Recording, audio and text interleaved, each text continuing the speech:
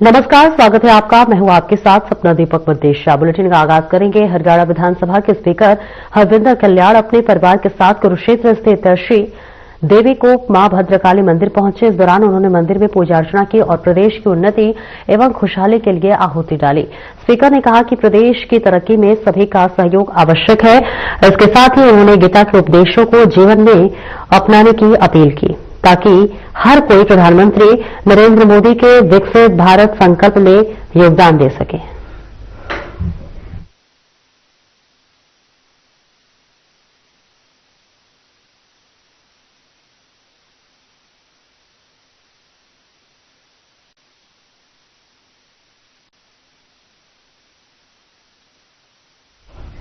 और आगे बढ़ेंगे जहां पोडरी में स्थानीय विधायक सतपाल जांबा के कार्यालय में पूर्व प्रधानमंत्री अटल बिहारी वाजपेयी की 101वीं जयंती मनाई गई। आरएसएस और बीजेपी के कई गणमान्य व्यक्ति, बीजेपी जिलाध्यक्ष Jyoti Saini, market committee chairman Subhash Hajwana और अन्य लोग उपस्थित रहे। बीजेपी नेताओं ने कार्यकर्ताओं को संबोधित किया और वाजपेयी की लिखी कविताओं की पंक्तियां दोहराई। विधायक सतपाल जांबा ने कहा कि हमें पूर्व पीएम वाजपेयी की शिक्षाओं और नीतियों को अपने जीवन में अपनाना चाहिए।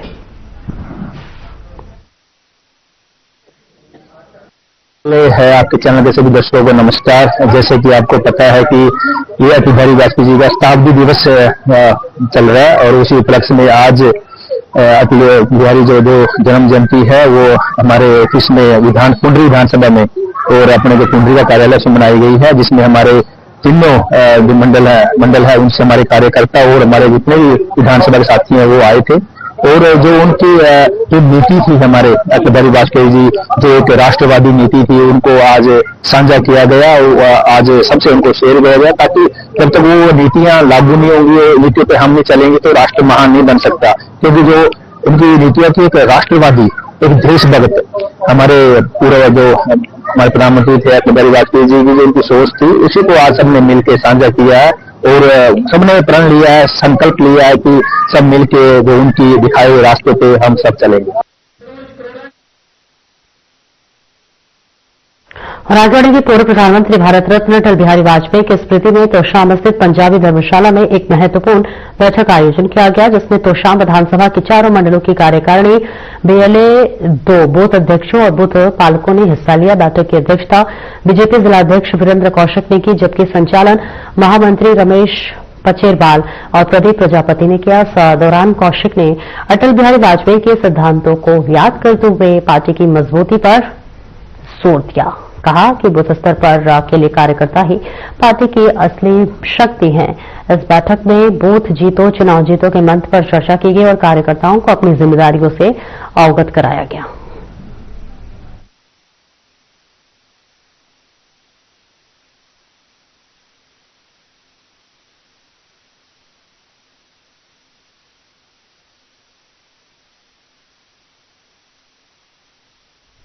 फरीदाबाद की सड़कों पर युवाओं ने अपनी जान की परवाह किए बिना कार स्टंट बाजी की। इस बीच सेक्टर 12 कोर्ट रोड पर यह खतरनाक नजारा देखने को मिला, जहां एक नहीं बल्कि 3-4 गाड़ियां खुलेआम स्टंट करती हुई नजर आई।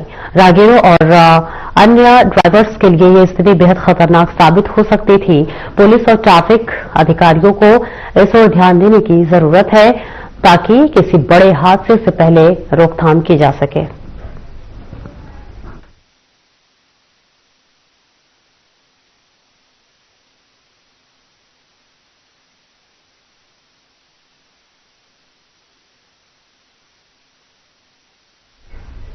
और सिरसा की छात्रा कुमारी ज्योति ने जिले का नाम रोशन किया है। पैरा एथलेटिक्स में शानदार प्रदर्शन के लिए वीर बालक दिवस के अवसर पर राष्ट्रपति द्रौपदी मुर्मू ने ज्योति को सम्मानित किया। ज्योति ने डिस्कस थ्रो, शॉटपुट और भाला फेंक प्रतियोगिता में उत्कृष्ट प्रदर्शन करते हुए स्वर्ण और रजत पदक जीते हैं।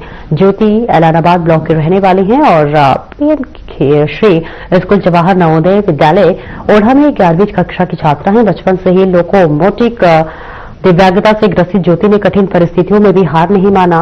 आदित्य मेहता फाउंडेशन के प्रशिक्षण कैंप में उनके खेल कौशल को पहचान मिली, जिसके बाद उन्हें जवाहर नवोदय विद्यालय रंगारेड्डी हैदराबाद में विशेष प्रशिक्षण दिया गया।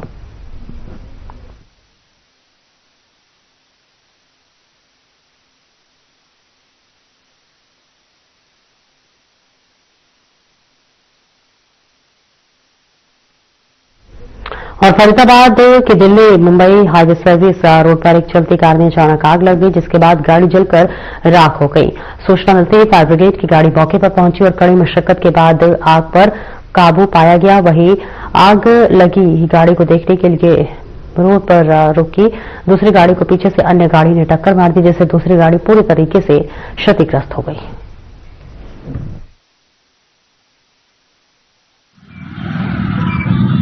मैं अपने ऑफिस से आ रहा था तो चलते चलते गाड़ी में देखने लगे थे, तो किसी साइड वाली गाड़ी वाले ने मुझे बताया कि आपकी गाड़ी से धुआं उठ रहा है, तो मुझे पता चला तो मैंने चल के देखा, तब तक आग लग चुकी थी उसमें।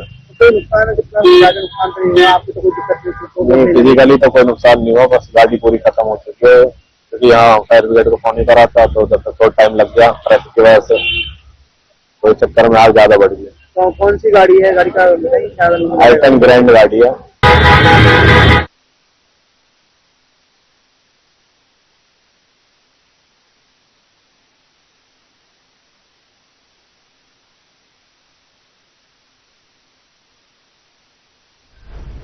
फरीदाबाद में ऑपरेशन हॉटस्पॉट डोमिनेशन के तहत क्राइम ब्रांच को बड़ी कामयाबी मिली है। 2 अलग अलग मामलों में पुलिस ने नशा तस्करों के खिलाफ कार्रवाई करते हुए स्मैक और गांजे की बड़ी खेप बरामद की है। पहले मामले में क्राइम ब्रांच सेक्टर 56 की टीम ने 45.31 ग्राम स्मैक के साथ एक आरोपी को गिरफ्तार किया है। बरामद स्मैक की अंतर्राष्ट्रीय बाजार में कीमत करीब 10 लाख रुपए आंकी गई है। वहीं दूसरे मामले में क्राइम ब्रांच ऊंचा गांव की टीम ने सेक्टर 58 स्थित जेसीबी कंपनी के पास एक वैगनार कार से 21 किलो 142 ग्राम गांजा बरामद कर 3 आरोपियों को पुलिस गिरफ्तार किया है। पुलिस प्रवक्ता यशपाल ने कहा कि नशा तस्करों के खिलाफ कार्रवाई आगे भी लगातार जारी रहेगी।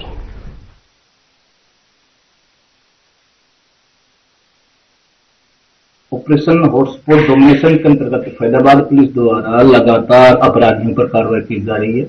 26 दिसंबर को क्राइम ब्रांच की टीम ने नशा तस्करों पर प्रहार कर बड़ी सफलता हासिल की है। क्राइम ब्रांच सेक्टर 56 की टीम ने 45.31 ग्राम स्मैक बरामद कर इसके प्रोवाइडर को भी गिरफ्तार किया है। इसके साथ ही क्राइम ब्रांच उच्च की टीम ने जेसीबी कंपनी सेक्टर 58 के क्षेत्र से एक 21 किलो 142 ग्राम गांजा वोलर गाड़ी से बरामद किया है, जिस संबंध में 3 आरोपियों को गिरफ्तार किया गया, जिनसे पूछताछ की जा रही है।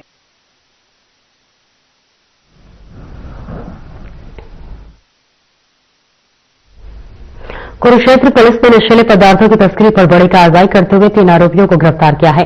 अपराध अन्वेषण शाखा 2 की टीम को गुप्त सूचना मिली कि जिसके बाद उन्होंने ट्रक में सवार तदबीर सिंह और सिमरनदीप सिंह को पकड़ा।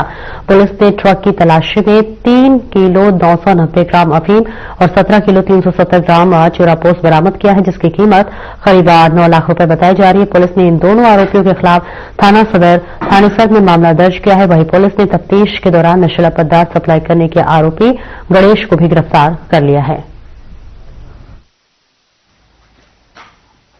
माननीय डीजीपी साहब हरियाणा के निर्देशानुसार ऑपरेशन हॉटस्पॉट डोमिनेशन चला हुआ है और इसी के तहत एसपी कुरुक्षेत्र के निर्देशानुसार नशे के विरुद्ध कार्रवाई करते हुए हमारी टीम को 17/12/2025 को एक बहुत बड़ी कामयाबी हाथ लगी है।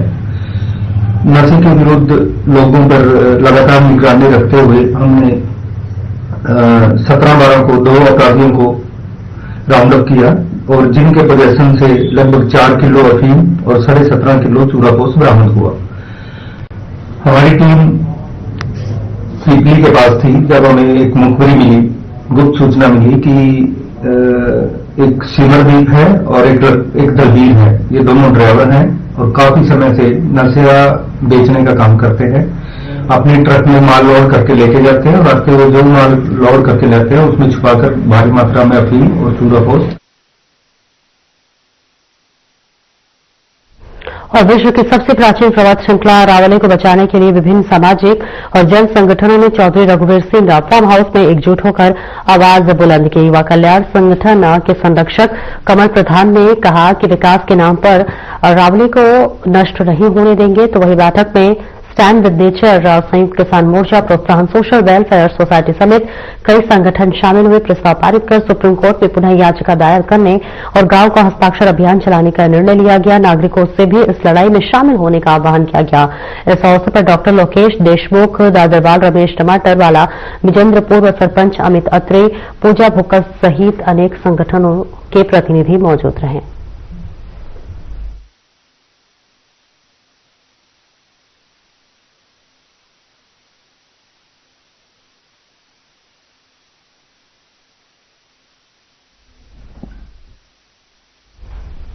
पानीपत के डॉक्टर सौरभ जैन ने ससुराल पक्ष की कथित प्रताड़ना से परेशान होकर जहरीला इंजेक्शन लगाकर आत्महत्या कर ली।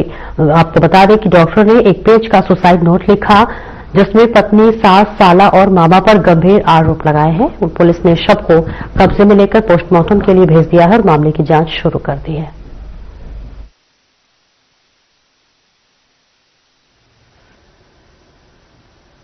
लगभग 5 बजे सूचना मिली थी कि भाई डॉक्टर साहब ने जो है ना सुसाइड कर दी है और ये जो है ना हम साबरा हॉस्पिटल में लेकर आ रहे हैं। हम मौके पहुंचे, वहां पर रुका डॉक्टरी हासिल करके और उन्होंने मृत घोषित कर दिया। उसको फिर ये पानीपत में ले आए। जो इसने जो अपने बयान लिखवाया इसके भाई ने, तो इसकी पत्नी से इसका कोई डिस्प्यूट चला हुआ है, उस समय उन्होंने शिकायत दी। आगे तफ्तीश करेंगे, FIR लोड कर दी। सुसाइड नोट भी मिला था? सुसाइड नोट मिला है जी, कब्जा पुलिस में ले लिया। उसमें 11 बजे नाम है, आगे जांच में बताएंगे।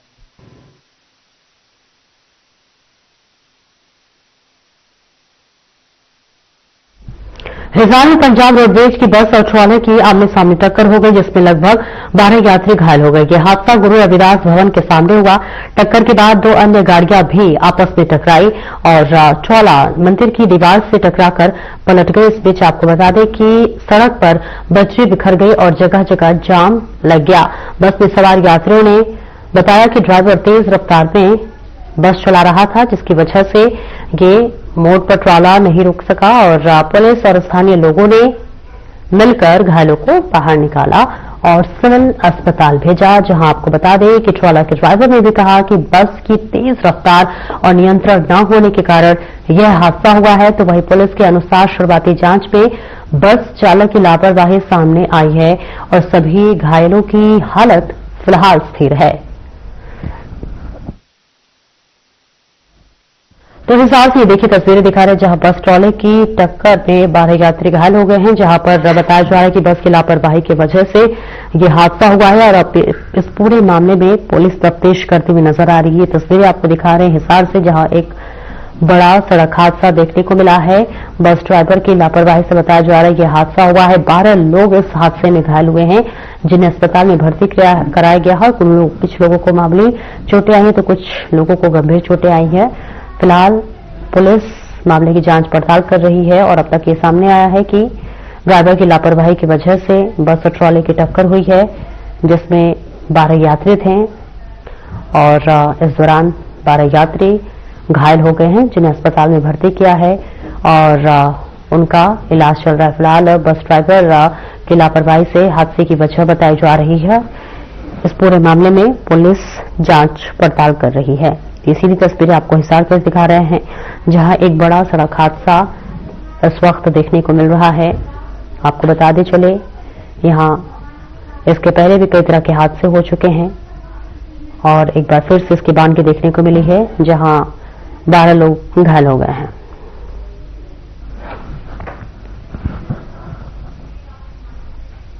यमुनानगर में शराब के नशे में धुत एक पुलिस कर्मचारी ने सड़क पर लापरवाही दिखाते हुए आधा दर्जन वाहनों को जोरदार टक्कर मार दी।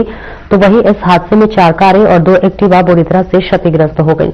हालांकि इस दौरान गनीमत ये रही कि दुकान के बाहर खड़े दुकानदार बाल बाल बच गए। बता दें कि इस दौरान हादसे की पूरी घटना पास लगे सीसीटीवी कैमरे में कैद हो गई है। तो वहीं सूचना मिलते ही मौके पर पहुंची पुलिस ने जांच शुरू कर दी है।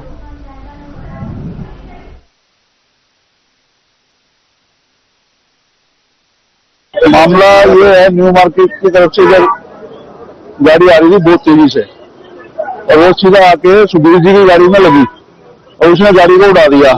उसके बाद एक खंभा लगा हुआ उस पर आके टकराई, लेकिन उसके आगे फिर एक एक्टिवा खड़ी हुई थी उसको भी उस गाड़ी ने ठोक दिया और वो तीसरी गाड़ी पंजाब की गाड़ी थी, उसके ऊपर उसने मार दिया, उसका भी आगे का बम्पर टूट गया। और एक त्यागो गाड़ी रुकी है, एक बड़ी गाड़ी रुकी है, और एक एक्टिवा साइड में पड़ी हुई है, उसको भी बहुत ज्यादा नुकसान हुआ। 2-3 लोग यहाँ पर खड़े हुए थे, वो बाल बचे।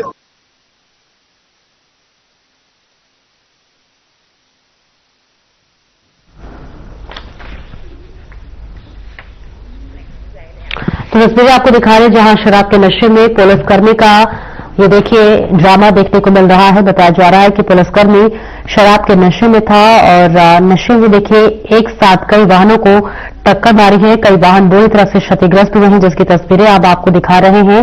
और ये जो पूरी घटना है वहां पास लगे सीसीटीवी कैमरे में कैद हो गई है। बताया जा रहा है कि पुलिस नशे में धुत था, जिस वजह से एक साथ कई वाहन आपस में टकरा गए, बड़ा हादसा हुआ।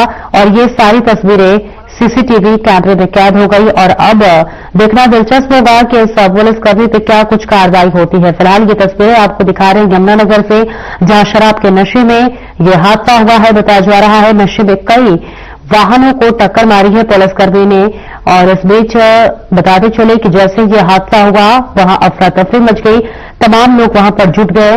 और अब इस पुलिसकर्मी पर क्या कुछ कार्रवाई होगी देखना होगा। लेकिन आपको बताते चले कि ये पूरा वाकया वहां पास लगे सीसीटीवी कैमरे में कैद हो गया और इसके जरिए ही अब इस पुलिसकर्मी पर जो है कार्रवाई होगी। और इसके साथ ही आपको यह भी बताते चले कि ये हादसे होने के बाद पुलिस ड्रामा करता हुआ नजर आया। इसके साथ ही बताया जा रहा है कि नशे में वाहन चला रहा था, नशा किया हुआ था पुलिसकर्मी, और इस वजह से यह हादसा हुआ है। एक साथ कई वाहनों को उसने टक्कर मार दी और अब इस पूरे मामले में पुलिस कार्रवाई करते हुए नजर आएगी। फिलहाल देखना दिलचस्प होगा कि पुलिसकर्मी को क्या कुछ सजा मिलती है। लेकिन इस बीच ये सीधी तस्वीरें आपको यमुनानगर से दिखा रहे हैं, जहां एक पुलिसकर्मी नशे में कई वाहनों को टक्कर मार दी और कई लोग घायल भी बताए जा रहे हैं।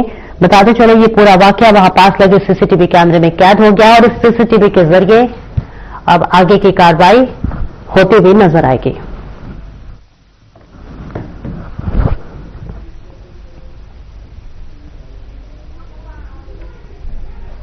और आगे बढ़ेंगे। फरीदाबाद सेक्टर 12 स्थित HSVP ग्राउंड में लगने वाला सरस मेला अपनी अलग पहचान रखता है, लेकिन इस बार मेले में दुकानदारों की मायूसी देखने को मिल रही है। 22 दिसंबर से 5 जनवरी तक चलने वाले इस मेले में दुकानदारों का कहना है कि ग्राहक न आने और बिक्री न होने की वजह से उनकी मेहनत बेकार हो रही है।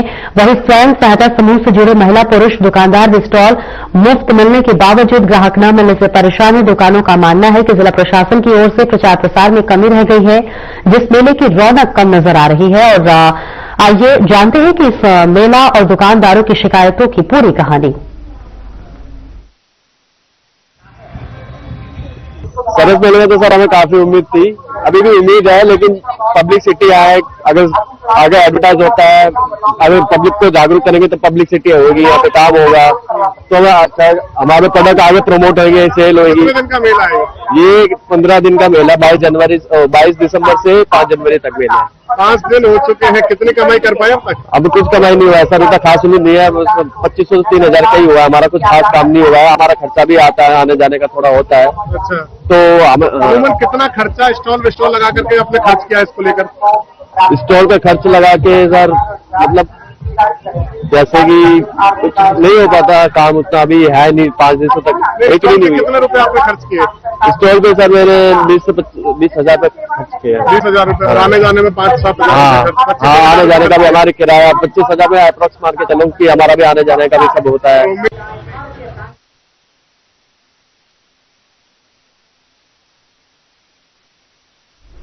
पोल्ट्री में कोहरे का कहर जारी है, जहां ठंड की वजह से आम जनजीवन अस्त व्यस्त होता हुआ नजर आ रहा है। बढ़ती ठंड की वजह से किसानों के चेहरे हालांकि खिले हुए हैं, क्योंकि गेहूं की फसलों को इस मौसम में फायदा होगा। साथ ही लोग ठंड से निजात पाने के लिए अलाव का सहारा ले रहे हैं। फिलहाल ठंड ने आफत मचा रखी है और घने कोहरे की वजह से विजिबिलिटी भी बेहद कम हो चुकी है। लोग अलाव का सहारा ले रहे हैं और हालांकि किसानों के चेहरे जरूर इस वक्त खिलते हुए नजर आ रहे हैं। बताया जाता है कि इस मौसम में गेहूं की जो फसल है वो अच्छी होती है और इस वजह से किसान जरूर इस वक्त खिलखिलाते हुए नजर आ रहे हैं। लेकिन वहीं दूसरी ओर आम जनजीवन जो है वो अस्त व्यस्त होता हुआ नजर आ रहा है। ठंड की वजह से कई तरह की दिक्कतें और परेशानियां हो रही है। खासतौर से बुजुर्गों को, बच्चों को भी दिक्कतों का सामना करना पड़ रहा है। पूरे सूबे में इस वक्त ठंड का प्रकोप लगातार जारी है। सुबह और शाम में विजिबिलिटी बेहद कम है, जिस वजह से यातायात भी जरूर प्रभावित होता हुआ नजर आ रहा है। विजिबिलिटी कम होने की वजह से कई ऐसे सड़क हादसे भी देखने को मिल रहे हैं। हालांकि लोग ठंड से बचने के लिए अपने अपने स्तर से जो है अलाव का सहारा लेकर ठंड से बचते हुए नजर आ रहे हैं। हालांकि प्रशासन की तरफ से भी, नगर पालिका की तरफ से भी कई जगह अलग अलग अलाव की व्यवस्था की गई है और इसके साथ ही साथ रैन बसेरों का भी व्यवस्था किया गया है। अपने अपने स्तर से सभी ठंड से बचने के लिए कोशिश करते हुए नजर आ रहे हैं। लेकिन इस बीच ये तस्वीरें आपको दिखा रहे पुंडरी से, जहां पूरे सूबे में इस वक्त ठंड का प्रकोप लगातार बढ़ रहा है। यमुनानगर में घने कोहरे ने लोगों की मुश्किलें बढ़ा दी है। शहर और आसपास के इलाकों में विजिबिलिटी लगभग 0 दर्ज की गई है। वहीं सड़कों पर वाहन चालकों को फॉग लाइट और इसके साथ ही डीपर चालक बेहद धीमी गति से वाहन चलाने को मजबूर होना पड़ा। यमुनानगर में न्यूनतम तापमान 8 डिग्री सेल्सियस दर्ज किया गया है, जिससे लोगों को सुबह और देर रात कड़ाके की ठंड का सामना करना पड़ रहा है। ठंड और कोहरे की वजह से स्कूल जाने वाले बच्चों, दफ्तर जाने वाले कर्मचारियों और मजदूरों को खासा परेशानी हुई। राहगीर ने बताया कि ठंड का प्रकोप काफी बढ़ गया है। शहर में घना कोहरा है, जिससे जनजीवन काफी प्रभावित हुआ है और इसके साथ ही लोगों को मौसम की मार से बचने के लिए अतिरिक्त सतर्कता बरतनी पड़ रही है। सर, आज तो ये ठंड का प्रकोप है ना जो बहुत ज्यादा बढ़ता जा रहा है। इन दिनों ऐसे टाइम पे हम बाइक वगैरह भी नहीं चला सकते। रोड पे बहुत ज्यादा देखो क्या माहौल बना हुआ है रोड का। रोड बहुत ज्यादा धुंध से जला हुआ है। ऐसे माहौल में बताओ आप, अभी हम बाइक चलाने का भी टाइम नहीं है। तो ये धुंध कब से पड़ रही है? धुंध तो 2-3 दिन हो गया, आज बहुत ज्यादा है जी। तो काम भी प्रभावित हो? काम तो खत्म पड़ेगी, काम तो कुछ भी नहीं है, बस टाइम काटने वाली बात हो रही है। ऐसे नहीं मतलब कौन घर से बाहर निकल रहा, कोई भी नहीं निकल रहा जी। तो आगे भी ऐसे रहेगा मौसम यहाँ? हाँ जी, मौसम तो आगे ऐसी आगे चलना ही है, मिलने का तो चलना ही है। बेचारे को अभी तो गाड़ी की भी लाइट बाल के रखनी पड़ती है। अगर ना कोई लाइट बाल है तो दुर्घटना तो करती है भाई। ये तो ऐसे ही बहुत रोज का यही प्रॉब्लम हो रही, आज ज्यादा है। संभल के चलना पड़ेगा? हाँ, संभल के चलना पड़ेगा, जिसको भी चलना पड़ेगा।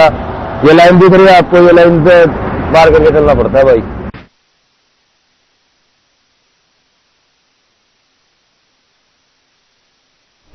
फिलहाल इस बुलेटिन में इतना ही। नमस्कार।